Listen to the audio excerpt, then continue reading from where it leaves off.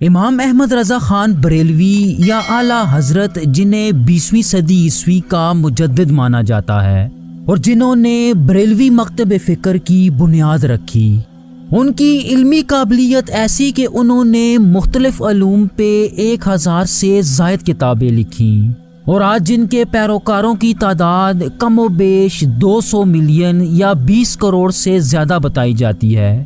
Viewers, آج ہم اعلیٰ حضرت امام احمد رضا خان بریلوی کی فیملی ٹری کی بات کریں گے۔ اعلیٰ حضرت کے خاندان کے جد امجد کون تھے اور وہ ہندوستان کب تشریف لائے؟ ان کے آباء و اجداد میں کتنے انبیاء اور اصحاب کرام تھے، اور ان کا شجرہ حضرت آدم علیہ السلام سے کیسے جا ملتا ہے؟ اعلیٰ حضرت کے بچے کتنے تھے اور آج ان کی اولاد دنیا کے کس حصے میں پائی جاتی ہے؟ ویورز، میں ہوں احتشام ارشد اور آپ دیکھ رہے ہیں دی انفوٹینمنٹ چینل۔ اعلیٰ حضرت کے خاندان کی شروعات پٹھانوں کے ایک مشہور قبیلے بڑھت سے ہوتی ہے۔ یہ لوگ افغانستان کے علاقے قندھار میں بستے تھے اور اس خاندان کے جد امجد سعید اللہ خان مانے جاتے ہیں، جن کا شجرہ تقریباً 67 پشتیں پیچھے حضرت ابراہیم سے ہوتے ہوئے حضرت آدم علیہ السلام سے جا ملتا ہے۔ ویورز، مورخین لکھتے ہیں کہ ان کے نسب میں 8 انبیاء کرام اور ایک برگزیدہ صحابی بھی آتے ہیں۔ سن 1739 میں جب نادر شاہ ابدالی نے مغلیہ سلطنت پہ حملہ کیا تو سعید اللہ خان قندھار چھوڑ کے پہلے لاہور اور پھر ہندوستان میں دہلی کے علاقے میں آ گئے۔ آپ اپنی قابلیت کے بلبوتے پہ مغلیہ سلطنت میں بہت اونچے عہدوں پہ فائز رہے۔ مغل شہنشاہ محمد شاہ نے انہیں اپنی فوج میں سپہ سالار مقرر کر دیا۔ ان کی بہادری اور شجاعت کو دیکھتے ہوئے انہیں شجاعت جنگ بہادر کا لقب دیا گیا۔ ان کے بیٹے سادات یار خان مغل فوج میں ایک سپہ سالار ہونے کے ساتھ ساتھ ریونیو منسٹر بھی تھے۔ فوجی سپہ سالار کے طور پہ انہیں روہیل کھنڈ کے ایک جنگی محاذ پہ بھیجا گیا، جس میں کامیابی کے بعد انہیں بریلی کا صوبیدار بنا دیا گیا۔ اس کے بعد آپ نے اپنی موت تک پوری زندگی اسی علاقے میں گزاری۔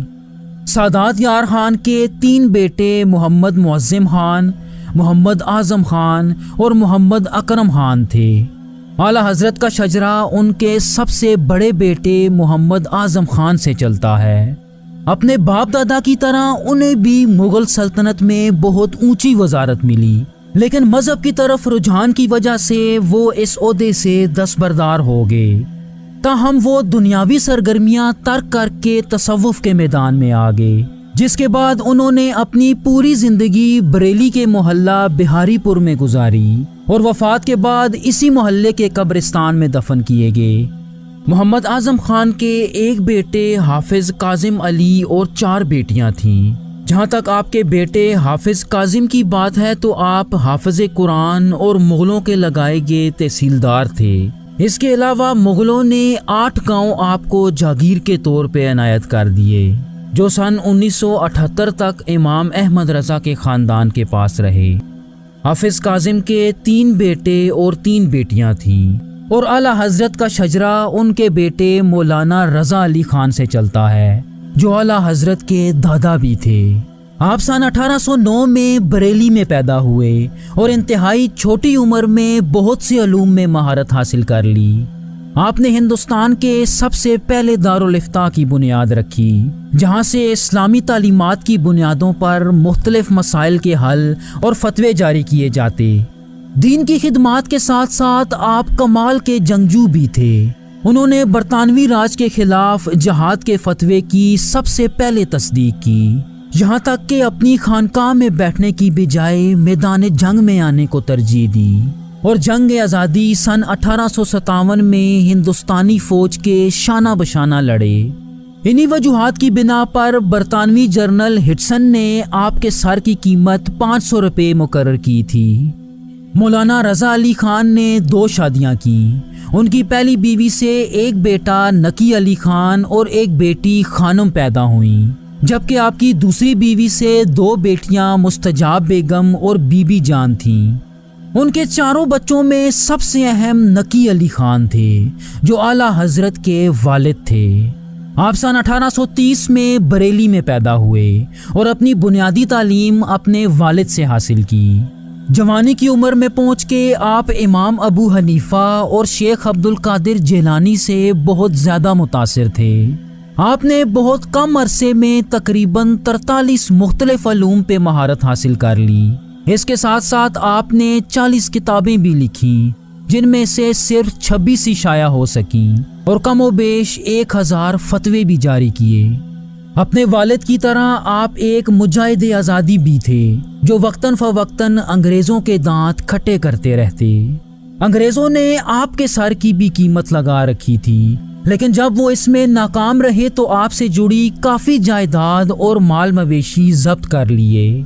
آپ سن 1880 میں 50 سال کی عمر میں انتقال کر گئے اور آپ کو اپنے والد رضا علی خان کے مزار میں بریلی میں دفن کیا گیا۔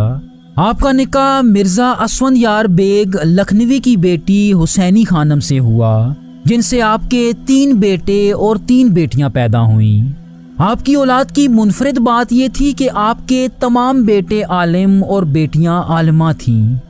آپ کے چھوٹے بیٹے حسن رضا خان ایک معروف عالم دین اور شاعر تھے۔ آپ اعلیٰ حضرت سے تقریباً 3 سال چھوٹے تھے۔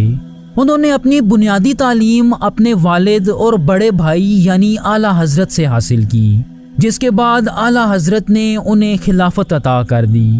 جہاں تک آپ کی شاعری کی بات ہے تو آپ دہلی کے مشہور شاعر داغ دہلوی کے شاگرد تھے۔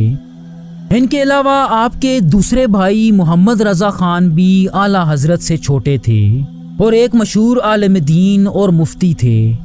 نقی علی کے سب سے اہم بیٹے احمد رضا خان تھے، جو 14 جون سن 1856 کو بریلی کے محلے جسولی میں پیدا ہوئے۔ آپ کی پیدائش کے وقت آپ کا نام محمد رکھا گیا، تاہم آپ کے دادا نے آپ کو احمد رضا کے نام سے پکارا۔ آپ نے اپنی تعلیم گھر میں اپنے والد سے حاصل کی اور محض 4 سال کی عمر میں قرآن کا ناظرہ مکمل کر لیا۔ آپ کی قابلیت کا یہ عالم تھا کہ اردو، فارسی اور عربی زبانیں پڑھنے کے بعد صرف 13 سال کی عمر میں عالم دین کی سند حاصل کر لی۔ آپ کے علمی کمال اور پختگی کو دیکھتے ہوئے آپ کے والد نے فتویٰ نویسی ان کے ذمہ کر دی، جسے آپ نے سن 1921 میں اپنی وفات تک جاری رکھا۔ ویورز، اگر آپ کے اساتذہ کی بات کی جائے تو جیسا کہ آپ چارٹ پہ دیکھ سکتے ہیں کہ آپ کے اپنے والد سمیت کل 8 استاد تھے، اور یہاں یہ بھی آپ کو بتاتے چلیں کہ آپ نے سب سے زیادہ یعنی 21 علوم اپنے والد مولانا محمد نقی سے حاصل کیے۔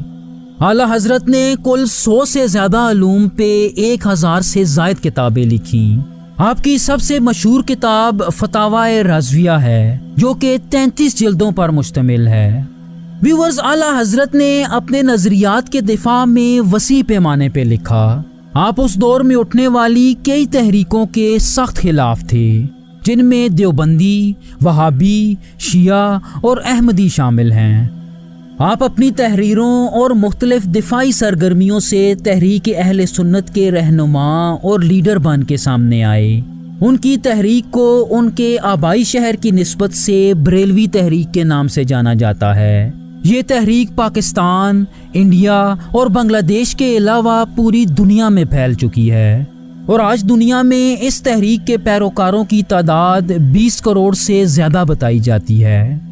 ویورز، اعلیٰ حضرت 28 اکتوبر سن 1921 کو بروز جمعہ اس جہان فانی سے انتقال کر گئے۔ آپ کو بریلی میں دفنایا گیا، جہاں آج بھی ان کا مزار موجود ہے۔ جہاں تک آپ کی اولاد کی بات ہے تو آپ کی ایک بیوی ارشاد بیگم سے 5 بیٹیاں اور 2 بیٹے پیدا ہوئے۔ آپ کے بیٹوں میں حامد رضا خان اور مصطفیٰ رضا خان شامل ہیں، جبکہ آپ کی بیٹیوں کے نام مصطفی بیگم، کنیز حسن، کنیز حسین، مرتضائی بیگم اور کنیز حسنین شامل ہیں۔ اعلیٰ حضرت کی وفات کے بعد آپ کے بڑے بیٹے حامد رضا خان آپ کے جانشین بنے۔ اپنے آباء و اجداد کی طرح آپ نے بھی اپنی تعلیم اپنے والد یعنی اعلیٰ حضرت سے حاصل کی، اور 19 سال کی عمر میں اعلیٰ حضرت نے انہیں اپنا جانشین منتخب کر دیا۔ آپ نے اپنی پوری زندگی اپنے والد کے مشن کو جاری رکھا، ان کی سب سے خاص بات یہ ہے کہ انہوں نے تحریک پاکستان میں بھی بہت بڑھ چڑھ کے حصہ لیا۔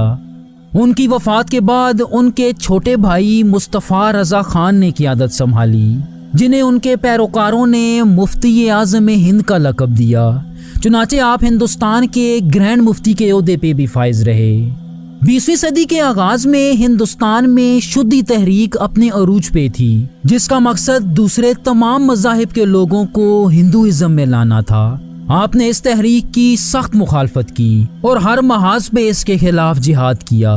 اس کے علاوہ انہوں نے قیام پاکستان کے لیے بھی بہت سے مؤثر اقدامات کیے۔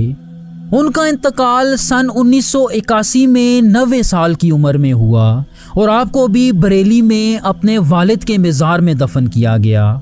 ان کی وفات کے بعد جانشینی ان کے بھتیجے یعنی حامد رضا خان کے بڑے بیٹے ابراہیم رضا خان کے پاس جانی تھی، لیکن وہ ان سے پہلے ہی سن 1965 میں انتقال کر چکے تھے۔ چنانچہ ابراہیم رضا خان کے بیٹے اختر رضا خان کو اگلا جانشین چن لیا گیا۔